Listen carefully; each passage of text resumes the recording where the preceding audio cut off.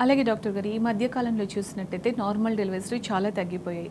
ఎక్కడ చూసినా కూడా సి సెక్షన్ అనే కనిపిస్తుంది. సో, అలా నార్మల్ డెలివరీలకి తగ్గడానికి కారణం ఏంటి అంటారు?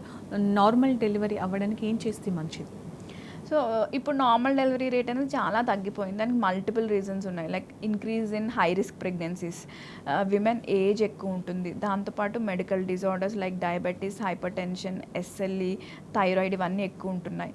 అండ్ దాంతోపాటు pain is main factor. Normal delivery అంటే ఖచ్చితంగా పెయిన్ ఉంటుంది. సో, పెయిన్ తట్టుకోలేక కూడా చాలామంది సిజేరియన్ సెక్షన్‌కి వెళ్తారు. దాంతోపాటు ఐవీఎఫ్ ప్రెగ్నెన్సీస్, ఇన్ఫర్టిలిటీ ఇష్యూస్ ఎక్కువయ్యాయి.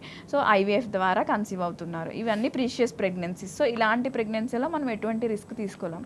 సో, ఈ కారణాల వల్ల నార్మల్ డెలివరీస్ అనేవి తగ్గిపోతున్నాయి. సో, మనం నార్మల్ డెలివరీ కావాలి, రేట్ పెంచాలి అంటే ఖచ్చితంగా ప్రెగ్నెంట్ లేడీ మొదటి నుంచి దానికి ప్రిపేర్ చేయాలి మదర్స్ని.